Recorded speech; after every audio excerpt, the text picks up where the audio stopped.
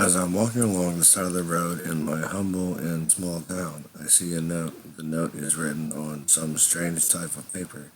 It catches my attention, so I pick it up, and it seems to be hesitantly written story about a person, their life in this town. I start to read it, and this is what it says. I am Max, and I live not too far from the big city. I like it out here, living not so close to people of the hustling and bustling large city nearby. I like the peace and quiet. I have a small cottage, and that has some land and some crops that I tend to regularly. Thankfully, I've gotten some small cows, horses, lambs, and other simple livestock too. Yep, keeps me busy and sane, you know. You know what the saying is, right? Idle hands and minds are the devil's playground. I try to keep my best here. I do try my best every year because I like winning in the local competition that we host. See, in this competition, we have it to where everyone brings out their produce and judges have a criteria they go off of to say which one are the best. Yes, I've been winning it for a while now.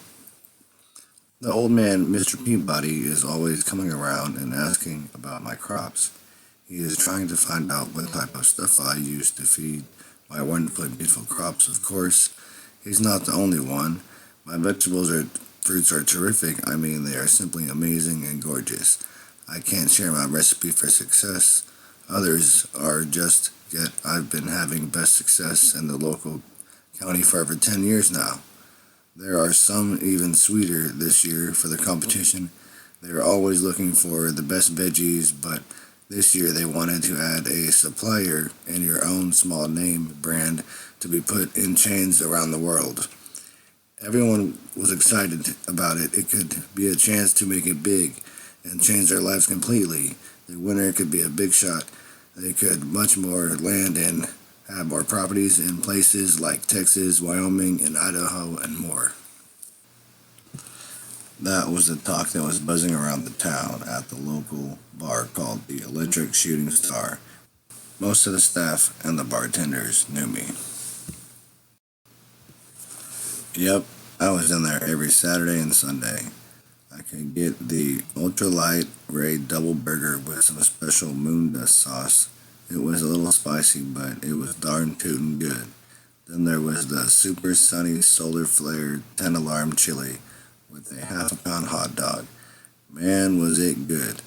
I guess I could say I was a sucker for spicy foods. This restaurant was unique in the town.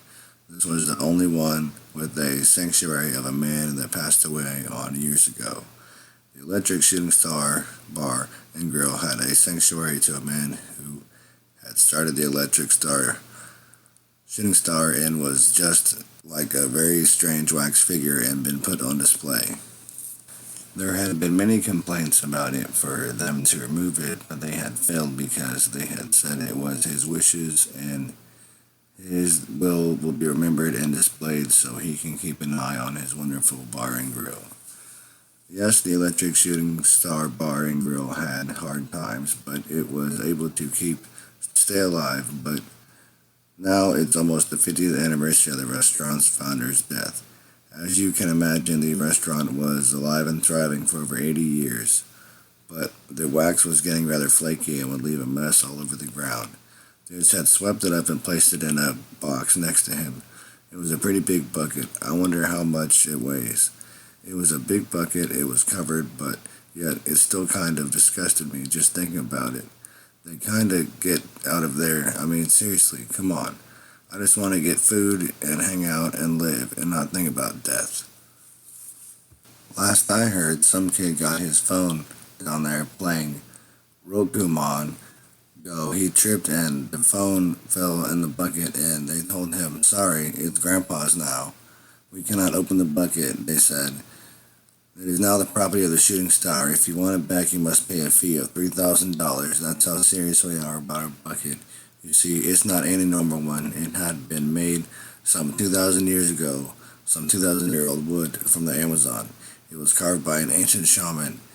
It had some very ancient Arctic hieroglyphics drawn on the inside, and it said, whoever drinks from this sacred bowl shall have one ailment gone away. Well, it does not look like much to me, says Tom, another regular at the bar. Maybe it presents a different eye to different one's images, not worthy. Ask your friend over there. He seems to be looking at it. What does he see? I step in, I say, let me ask him. I say, sir, what do you see? Why, I see some jaguars and elephants and men with spears on their hands, it looks like to me. That is correct. At least that is what you're supposed to see, but I don't see anything. I'm not sure. Oh well, no matter. Just give me my bill there, okay? Barkeep says, okay, Max. Coming up, as I pull out my wallet, I see Mr. Peabody get right into the bucket, and then I see him stick his steak knife out, and then he cut his finger, and I see blood start to drip into the bucket. And I say, hey, what are you doing? And I'm yelling out to the people, look, stare at me, and I see Mr. Peabody again. He pulls his hand away, expecting to see blood over the floor in the bucket, and I see nothing. There is nothing on the floor at all. What the heck is going on?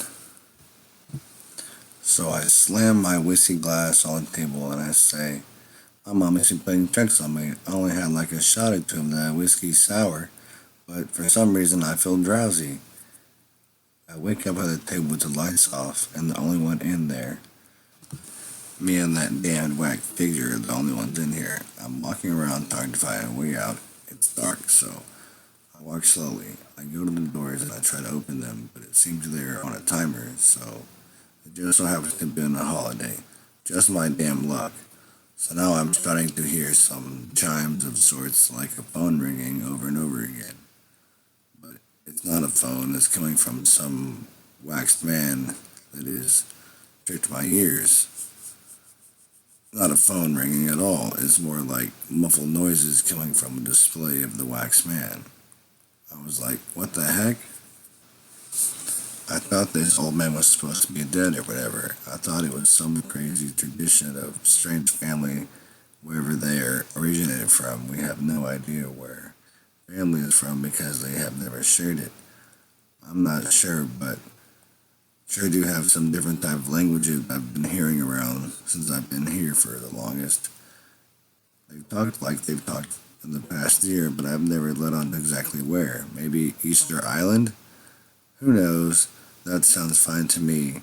Never really cared. I just liked their amazing food. And yes, I never really met the owners. They were pretty dark-skinned, had very long hair, and had an extra sense of some sort. Maybe it was like they were able to talk to the dead, but I was never able to piece any of it together. There I am, seeing some sights and some strange creatures tracked on the walls and the ceiling. I tried to pay no mind to them, but some were creepy. For instance, now I saw some shrunken heads of some people. I wonder if they were real. Let me tell you, some are pretty strange indeed. I could say that one almost looked like me, even down to the scar on my cheek, when I fell across the bridge before I crossed into San Pablo. I am intrigued by it all, but now how the hell am I going to get out of here? It's about midnight and there's the moon, thank goodness for that, but there's no electricity. It's not complete darkness for the moonlight for sure. I've got my phone, but dang nabbit, it's almost out of battery. I should have charged it before I left my house. So I go ahead and get the chair and try to chuck it out the window, but it bounces right back. What the hell? Oh hell no. What is this place? Some kind of madhouse of nightmares at night? I always wondered why they closed this place at 10 p.m. sharp. But I get it again and toss it even harder. This time it bounces back and hits me in the back of the leg. Dang nabbit! So I give it one more shot. One more heavy yeet. Yet again it bounces back and even more force. I swear this chair is trying to kill me. Now I'm not an idiot. It's not the chair that's working. It's doing us more harm than good. I could keep doing it, but maybe I'll hurt myself badly or try something different. I got something else now. I go look in the kitchen. I see some vent system. It looks like it leads up, but I'm a little too short. So I go get a wooden chair that I've been smashing the window with, but it's all bent up. It's not able to stand on all fours now. So where am I going to find something? So I go look around and I find the freezer and I open it up. And what a surprise. I'm at a loss for words. There's dozens of little shrunken heads and baggies all on shelves that were addressed to go all across the world to different people. Yes, there were some famous ones too. I'm not going to say who, but there were even a few shrunken heads of some people I have not even thought of either. But I'm starting at these shrunken heads and I'm hearing some strange crackling of sorts. What could that be? So I exit the freezer and head back out to the main to see there is no more wax figure that is not in its box. Where could it have gone to? So I go look down the hallway and see a small creature thing with a small head and a full-sized man's body. This could be the thing that people keep cherishing so much. Is this their grandpa? Looks like some sort of freak to me. He sees me and makes some horrible noises, and I hear the freezer door open and hear louder noises come from there. If you're reading this, please don't go eat at the Electric Shooting Star. I beg for you, for it might be your head next. Be sure to comment, like, and subscribe.